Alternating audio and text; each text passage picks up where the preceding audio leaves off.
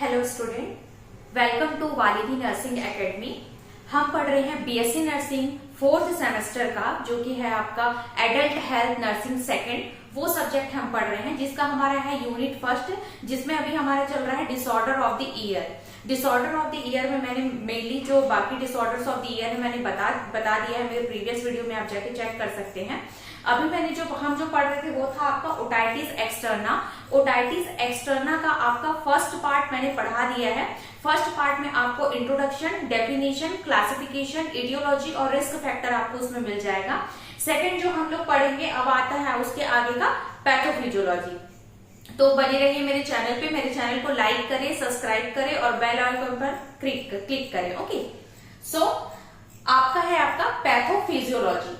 Pathophysiology में आपका है, पहले तो ध्यान दीजिए ओटाइटिस एक्सटर्ना, प्रीवियस वीडियो में जाके देख सकते हैं कि ओटाइटिस एक्सटर्ना क्या बोला था आपका, इन्फ्लामेशन ऑफ दी आपका एक्सटर्नल ऑडिटरी कैनाल, ठीक है। जहां पे आपका आता है ईयर कैनाल, वहां पे आपका इन्फ्लामेशन हो सकता है, इन्फेक्शन हो सकता है, और इसे हम लोग स्विमर्स ईयर्स भी बोलते हैं। जिसमें क्या होता है, अगर कोई पर्सन या फिर कोई पेशेंट कंटामिनेटेड वाटर में अगर जा रहा है और कंटामिनेटेड वाटर अगर ईयर के अंदर चला गया है तो उस कंडीशन में इन्फेक्शन डेवलप हो सकता है, इसलिए हम लोग इसे स्विमर्स ईयर भी बोलते हैं। या फिर ऐसा होता है कि शावर लेते हैं या फिर कुछ पानी का प्रेशर अगर आपके कान पे पड़ता है, आपके आउटर ईयर पे, तो उस कंडीशन में भी क्या हो सकता है, आपका ईयर कैनाल डैमेज हो सकता है। क्योंकि ये आपका कहां पे इन्फ्लेमेशन करता है, skin lining of the ear canal. Okay, ear canal मैंने आपको बताया भी था कि ये है आपका एक्सटर्नल ईयर। एक्सटर्नल ईयर में यहाँ पे ये जो जाता है ये आता है आपका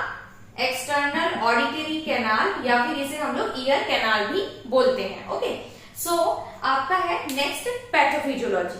पैथोफिजियोलॉजी में आता है आपका ड्यू टू इटियोलॉजिकल फैक्टर। मैंने आपको इटियोलॉजिकल फैक्टर आपके मेरे प्रीवियस वीडियो में बताया है, जिसमें आता है बैक्टीरिया, फंगाई या फिर कोई इंज्यूरी।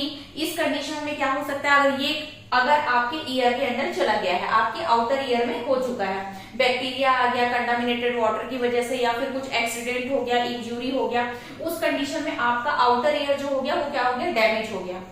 डैमेज हो गया तब क्या होगा, एक्सटर्नल ऑडिटरी कैनाल डैमेज, ये outer ear external auditory canal जो होगा वो डैमेज हो जाएगा। डैमेज हो जाने के बाद क्या होगा, cerumen wax act as a protective barrier. मतलब क्या बोला है, जो आपका एक्सटर्नल ऑडिटरी कैनाल है यहाँ पे क्या पाया जाता है, सेरुमन वैक्स पाया जाता है, जिसे हम लोग ईयर वैक्स के बारे में भी, ईयर वैक्स भी हम बोलते हैं। ओके, तो सेरुमन वैक्स या फिर ईयर वैक्स जो होता है वो क्या करता है, एक ना प्रोटेक्टिव बैरियर की तरह काम करता है हमारे कान में, ताकि कोई भी जैसे बाहर के जो धूल होते हैं, डस्ट होते हैं, कोई भी इन्फेक्शन होते हैं, उससे वो प्रोटेक्ट कर पाए। ठीक है, अब लेकिन क्या हुआ, आपका जो इन्फ्लामेशन जो हो रहा है वो आपकी स्किन लाइनिंग में हो रहा है। मतलब ये जो स्किन है, ये जो स्किन है जहां पे सेरुमन वैक्स पाया जाता है, अब यहाँ पे जो इन्फ्लामेशन है ये बहुत ज्यादा हो रहा है। ठीक है, अगर ये इन्फ्लामेशन यहाँ पे बहुत ज्यादा हो रहा है तो प्रोटेक्टिव ग्लैंड जो होगा उसका काम करना, फंक्शन जो होगा वो क्या होगा, कम होते जाएगा। ठीक, क्योंकि वहां पे इन्फ्लामेशन, इन्फेक्शन क्या हो रहा है, बढ़ रहा है।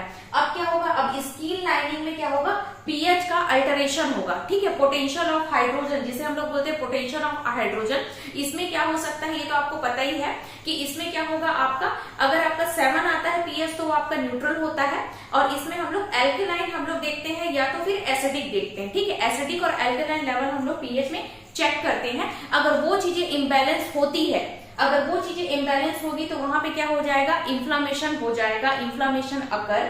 फिर क्या होगा, इपिथेलियल डैमेज, मतलब ये जो इपिथेलियल आपकी जो लेयर है, स्किन लाइनिंग है, ये जो होगी डैमेज होगी। डैमेज होगी तो क्या होगा, रिडक्शन इन सेरुमन, सेरुमन का रिडक्शन होते जाएगा, कम होते जाएगा, और वहां पे क्या होगा, सेरुमन का रिडक्शन, सेरुमन मतलब ईयर वैक्स। ठीक है, ईयर वैक्स का रिडक्शन हो रहा है, वो कम हो रहा है, तो जिसकी वजह से क्या होगा, मॉइस्चर वहां पे इंक्रीज होगा।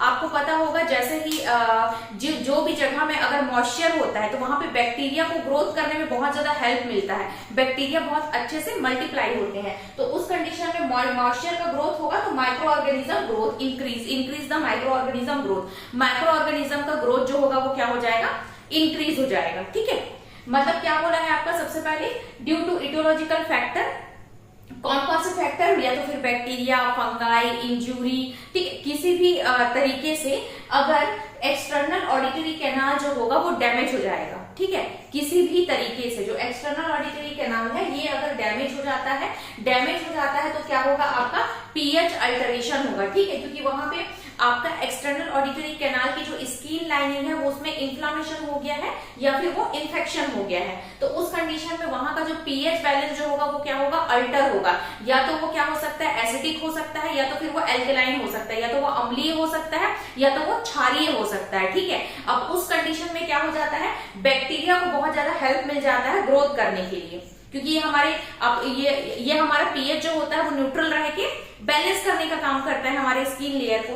अब लेकिन पीएच अल्टरेशन होगा तो इन्फ्लामेशन होगा तो क्या होगा, इपिथेलियल लेयर जो होगा वो डैमेज हो जाएगा, जो स्किन लाइनिंग में इपिथेलियल लेयर है वो डैमेज हो गया। वो डैमेज होने के बाद क्या होगा, आपका रिडक्शन इन सेरुमेन, जो सेरुमेन ईयर वैक्स है उसका रिडक्शन होते जाएगा, जो एक प्रोटेक्टिव बैरियर की तरह काम करता है हमारे कान में, और उसकी वजह से क्या होगा, मॉइस्चर इंक्रीज होगा तो फिर क्या होगा, माइक्रो ऑर्गेनिज्म का वहां पे ग्रोथ होगा। ओके, सो अब हम लोग इसमें से नेक्स्ट देखते हैं, आपका पैथोफिजियोलॉजी के बाद आता है क्लिनिकल मैनिफेस्टेशन में सबसे पहले हम क्या देखते हैं, आपके साइन एंड सिम्टम्स कौन कौन से इसमें लक्षण दिखाई देते हैं। तो पहला है आपका ईयर पेन जिसको हम लोग ओटैल्जिया बोलते हैं, ये मैंने प्रीवियस क्लास में आपको बता दिया है ओटैल्जिया के बारे में, आप देख सकते हैं मेरे प्रीवियस वीडियो में जाके। दूसरा है आपका डिस्चार्ज या फिर डेब्रिस फॉर्मेशन होता है, जिसमें येलो, व्हाइट या फिर ग्रे कलर का एक डिस्चार्ज निकलता है, ठीक है, जैसे लिक्विड डिस्चार्ज निकलता है, उसका जो कलर होगा या तो वो येलो होगा, व्हाइट होगा या तो फिर ग्रे होगा। ओके, देन आता है नेक्स्ट क्या बोला है, ईचिंग, रेडनेस या स्वेलिंग, और क्या हो सकता है वहां पे, अगर इन्फेक्शन है तो ईचिंग हो सकता है, रेडनेस हो सकता है, या फिर वहां पे स्वेलिंग दिखाई देगा। नेक्स्ट है आपका टेम्पररी हियरिंग इम्पेयरमेंट, ठीक है, मतलब हो सकता है कि एक टाइम के बाद में कि उनको सुनाई देना बंद हो जाए। अगर ईयर कैनाल में इन्फेक्शन है तो हो सकता है कि पेशेंट को कुछ टाइम के लिए सुनाई देना बंद हो जाए, इसलिए बोला है टेम्पररी हियरिंग इम्पेयरमेंट। अब आता है नेक्स्ट आपका डायग्नोसिस फाइंडिंग, इसमें हम लोग क्या क्या डायग्नोस्टिक टेस्ट करते हैं वो देखते हैं। तो सबसे पहला आता है आपका हिस्ट्री कलेक्शन, पेशेंट को हिस्ट्री कलेक्ट करना है कि आप किसी कंटामिनेटेड वाटर में आपने स्विमिंग तो नहीं किया है, आपको एक्सीडेंट तो नहीं हुआ है, कहीं इंजुरी तो नहीं हुई है, या फिर कोई शार्प ऑब्जेक्ट आपने ईयर कैनाल में इंसर्ट तो नहीं किया है, उस कंडीशन में तो इन्फेक्शन हो सकता है क्या, वो सारी चीजें हम लोग क्या करेंगे, कलेक्ट करेंगे पेशेंट का। सबसे पहले हम लोग वो एनालाइज करेंगे कि आखिर एक्चुअल क्या रीजन था, वो आपको कहां से पता चलेगा, हिस्ट्री टेकिंग से। इसमें आपका प्रेजेंट मेडिकल हिस्ट्री भी होगा, पास्ट मेडिकल हिस्ट्री भी होगा, प्रेजेंट सर्जिकल हिस्ट्री या फिर पास्ट सर्जिकल हिस्ट्री, इससे भी हमको पता चल जाएगा कि आखिर ईयर में प्रॉब्लम क्या आ रही है।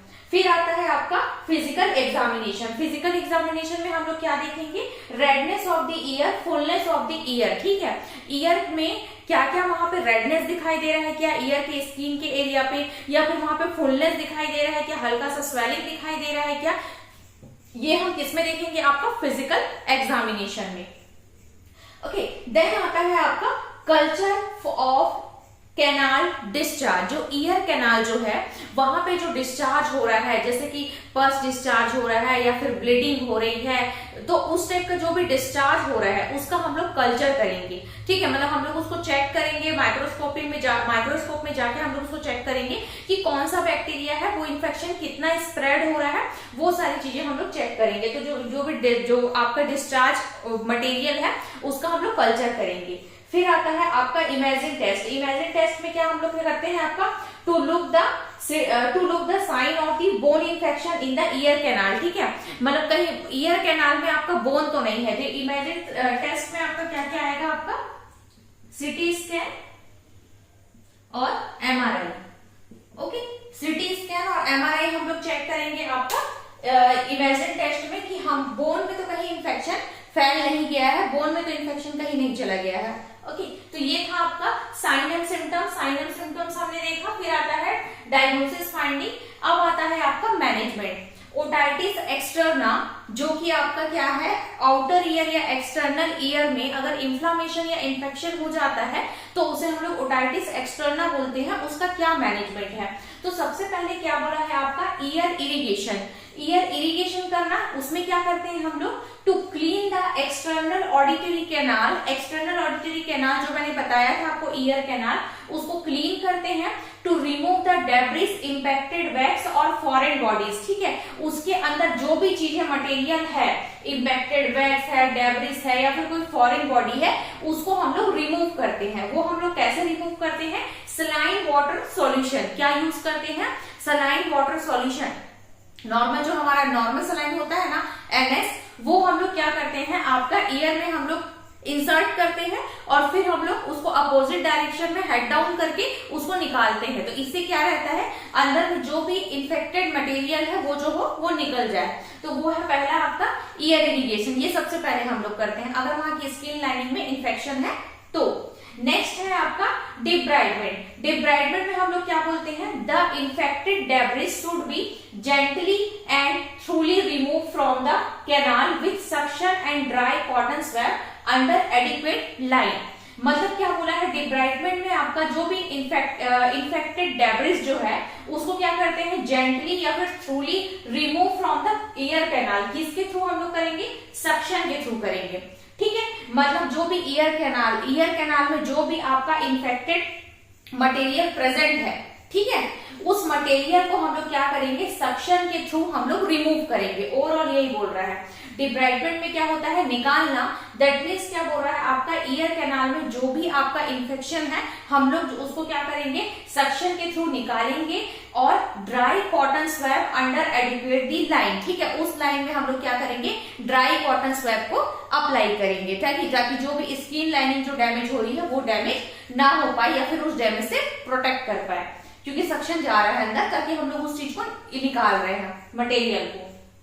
फिर आता है आपका एंटीबायोटिक। एंटीबायोटिक में हम कॉर्टिकोस्टेरॉइड ईयर ड्रॉप हम लोग देते हैं, यूज करते हैं कॉर्टिकोस्टेरॉइड ईयर ड्रॉप, जिसमें आता है आपका सिप्रोफ्लॉक्सिन आता है और दूसरा आता है हाइड्रोकॉर्टिकोसोन। ठीक है, ये दोनों हम लोग मेडिसिन देते हैं एंटीबायोटिक में। फिर आता है एंटी फंगल ईयर ड्रॉप हम लोग देते हैं अगर फंगल इन्फेक्शन है तो उससे प्रिवेंट हो जाए करके। फिर आता है आपका dry year precaution. Dry year precaution में क्या करते हैं, जैसे कि मतलब ईयर का ऐसा प्रिकॉशन जहां पे उसको मॉइस्चर ना मिले और बैक्टीरिया ग्रोथ होने से प्रिवेंट हो जाए, तो उस कंडीशन में आपका क्या रहेगा, बियरिंग शावर कैप पहनना है, अवॉइड स्विमिंग। ठीक है, स्विमिंग अवॉइड करना है, उस जगह को मॉइस्चर होने से बचाना है, ये आपका मेन मैनेजमेंट रहेगा। तो इसीलिए हम लोग ड्राई प्रिकॉशन करते हैं कि नहाते टाइम शावर कैप लगा लिए, ठीक है, स्विमिंग ना करें, इस टाइप का हम लोग प्रिकॉशन लेते हैं। तो ये था आपका मैनेजमेंट ओटाइटिस एक्सटर्ना का। तो अब हम देखते हैं आपका प्रिवेंशन। ओके, प्रिवेंशन में आपका क्या क्या है ओटाइटिस एक्सटर्ना के कंडीशन में, keep ear dry as possible. ठीक है, जितना हो सके उतना कान को ड्राई रखना है। ठीक, मतलब वहां पे बिल्कुल भी मॉइस्चर पड़ने नहीं देना है, जिससे बैक्टीरिया का जो ग्रोथ है वो प्रिवेंट हो सके, बैक्टीरिया का ग्रोथ कंट्रोल हो सके। दूसरा, don't insert stick anything into year. ठीक है, कान के अंदर कोई भी चीज इंसर्ट नहीं करना है, जैसे कि आपका जो कॉटन स्वैब होता है या फिर किसी कोई भी आपका जो नुकीला ऑब्जेक्ट होता है, इस टाइप का चीज को कान के अंदर बिल्कुल स्टक नहीं करना है, इंसर्ट नहीं करना है, क्योंकि हो सकता है कि वहां पे की जो स्किन है वो ऑलरेडी डैमेज्ड है, वो और डैमेज हो जाए।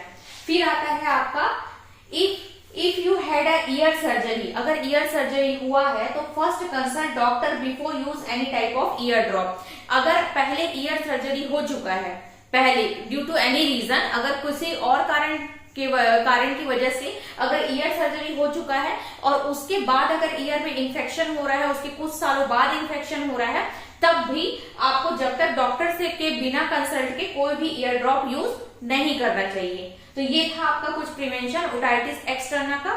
नेक्स्ट है आपका कॉम्प्लिकेशन। कॉम्प्लिकेशन में क्या हो सकता है, अगर ओटाइटिस एक्सटर्ना हुआ है उस कंडीशन में एब्सेस हो सकता है, वहां का जो एरिया होगा वहां पे क्या हो सकता है, एब्सेस का फॉर्मेशन हो सकता है। नैरोइंग द ईयर कैनाल जो होगा वो नैरो हो सकता है। सेरुमन वैक्स जो प्रोटेक्टिव जो बैरियर का काम करता है, सेरुमन वैक्स, ठीक है, वो वहां का जो है डैमेज हो गया है, अब वहां की स्किन लाइनिंग डैमेज हो गई है, तो सेरुमन वैक्स का क्या होगा, रिडक्शन होगा, उसकी कमी होती जाएगी और उस वजह से ईयर कैनाल जो होगा वो क्या होगा, नैरो होते जाएगा, हो सकता है पतला होता जाएगा। ठीक है। फिर आता है inflamed and perforate ear drum, ठीक है। अब क्या होगा, जो एक्सटर्नल ईयर है और ईयर ड्रम एक्सटर्नल ईयर है और ईयर कैनाल कहाँ जाता है, आपके ईयर ड्रम में जाता है। ईयर ड्रम को हम क्या बोलते हैं, टिम्पैनिक मेम्ब्रेन भी बोलते हैं और इसे हम लोग कान का पर्दा भी बोलते हैं। तो क्या हो सकता है, अगर आउटर ईयर में इंफेक्शन हो रहा है तो वो इंफेक्शन आपके ईयर ड्रम या फिर टिम्पैनिक मेम्ब्रेन में भी जा सकता है, जिसे हम लोग क्या बोलते हैं, कान का पर्दा। ओके, देन नेक्स्ट है आपका मैलिग्नेंट ओटाइटिस एक्सटर्ना। आपका कैंसरस भी वहां पे फॉर्म हो सकता है, मैलिग्नेंट ओटाइटिस एक्सटर्ना भी हो सकता है। ये सारे कॉम्प्लिकेशंस है ओटाइटिस एक्सटर्ना के देखे गए ना। फिर आता है आपका नर्सिंग केयर प्लान या फिर नर्सिंग आपका केयर, क्या क्या हम लोग कर सकते हैं। तो उसमें आता है assess the pain frequency and symptoms of the skin, ठीक है।